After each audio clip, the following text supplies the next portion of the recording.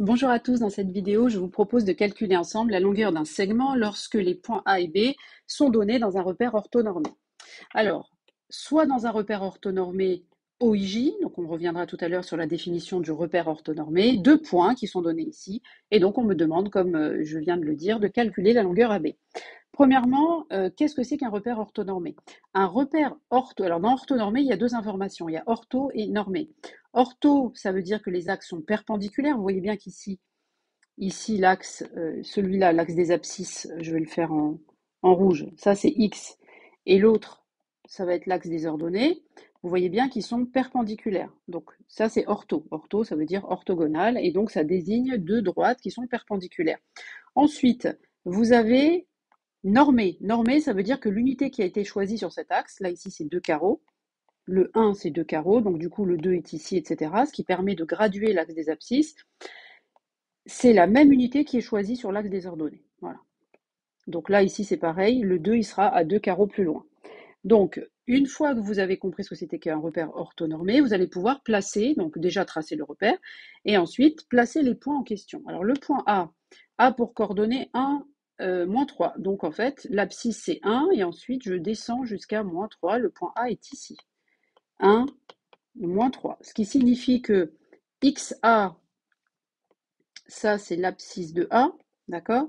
Et YA, c'est le deuxième, ça, c'est YA. C'est dans l'ordre alphabétique. X, Y. Maintenant, le point B. Où est le point B? Il a pour coordonnées moins 4, moins 1, donc il est ici. Donc, mon point B est ici. Je ne refais pas XB, YB. Vous avez compris que le premier qui est en rouge, c'est l'abscisse. Et le deuxième que je entoure en vert, c'est l'ordonnée. Donc l'ordonnée, c'est Y. C'est le deuxième. Le deuxième, il s'appelle Y. Et le premier, c'est X parce que c'est dans l'ordre alphabétique. Bon, maintenant, pour calculer la longueur AB, donc je vais dessiner, je prends ma règle, donc je dessine le segment AB. Et mon objectif, c'est de trouver quelle est la longueur du segment AB. Combien est-ce qu'il y a d'unités entre les deux? Une unité, c'est deux carreaux. Combien de fois est-ce que je peux poser deux carreaux, en fait? Donc ça, c'est l'unité. Je prends cette unité, je viens la poser et je veux savoir combien de fois est-ce que je peux poser cette unité-là sur mon segment. C'est ça la question, hein. D'accord? Bon, combien de fois je peux le faire? Alors, pour le savoir, je vais donc calculer la longueur AB à l'aide de la formule du cours. Alors, que dit la formule? Elle vous dit que la longueur d'un segment, c'est la racine carrée de xb moins xa au carré plus yb moins ya, le tout au carré. D'accord? Donc, je vais enlever ça pour faire un peu de... Oula. Voilà, pour désencombrer. Et donc, xb moins xa, je vais le mettre en rouge parce que c'est ce qui concerne l'abscisse. Là, vous avez l'habitude de voir cette différence. Ce sont les coordonnées du vecteur AB, en fait, qui sont là. Et là, vous allez mettre YB moins YA. Vous avez l'habitude encore de manipuler YB moins YA quand vous cherchez les coordonnées du vecteur AB. Ensuite, il faudra mettre des carrés, là, ici, autour des parenthèses. Il ne faudra pas les oublier. Et enfin, additionner tout ça et prendre la racine carrée.